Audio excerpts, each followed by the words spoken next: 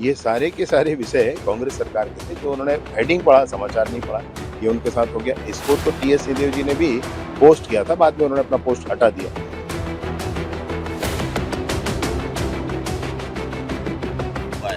देखिए, ऐसा है कि दिग्विजय सिंह ने कम से कम इस बात को स्वीकार किया कि भूपेश बघेल की सरकार में भ्रष्टाचार हुआ है। देखिए, इस मुद्दे पर तो जांच करती है सरकार।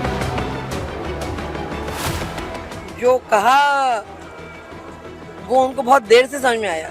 ये लोग घोटाले के अंदर कौन लोग थे, किनके कार्यकाल में हुआ, उनको अगर दस्तावेज चाहिए तो वो उपलब्ध करा दो।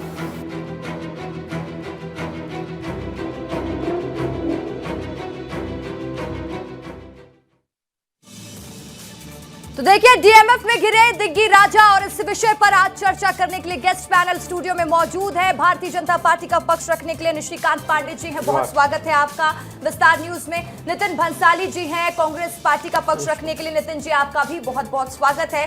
साथ ही हमारे साथ राम अवतार तिवारी जी हैं, वरिष्ठ पत्रकार, इनसे समझेंगे कि डीएमएफ घोटाला आखिर हुआ कैसे, कैसे इसमें राजनीति गरमाई, सब कुछ इनसे जानेंगे। आपका भी बहुत बहुत स्वागत है। चलिए अब चर्चा की शुरुआत करते हैं और सबसे पहला सवाल कांग्रेस से ही रहेगा। नितिन भंसाली जी आपसे ही रहेगा, क्योंकि दिग्विजय सिंह जो अक्सर अपने पोस्ट की वजह से चर्चा में रहते हैं, फिर एक बार दिग्गी राजा का पोस्ट आता है, आप लोगों पर ही निशाना साध दिया जाता है। उनको अभी तक यही नहीं पता कि डीएमएफ घोटाला हुआ किसके कार्यकाल में। कैसे देख रहे हैं इस पोस्ट को? सबसे पहले अंतर्राष्ट्रीय योगा दिवस की मैं इस पूरे पैनल को और आपको और आपके विस्तार परिवार को शुभकामनाएं दूंगा। अब मैं आता हूं आपके विषय पर। ये विषय जो है कि दिग्विजय सिंह जी ने ट्वीट किया, तो इस विषय में मुझे एक कहावत याद आती है कि समझदार को इशारा और गधे को चारा काफ़ी होता है। अब ये भारतीय जनता पार्टी के नेता समझदार हैं या गधे हैं, ये खुद तय कर लें। मुझे ऐसा लगता है कि ये समझदार हैं या गधे हैं। भाई रुक जाओ, अभी पूरा नहीं हुआ। तो ये जो एक पोस्ट है जो रिपोस्ट की गई, इसको आप एक कटाक्ष के रूप में देख सकती हैं रशिका जी।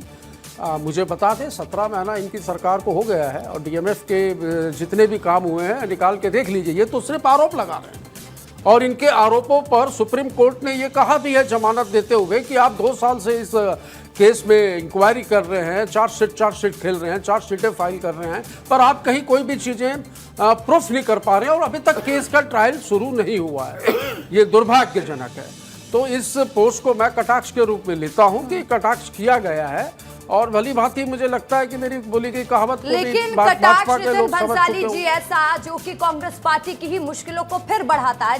डीएमएफ घोटाला देखिए हुआ, तो ये घोटाला कांग्रेस के कार्यकाल में, ये स्थिति तो सबको पता है।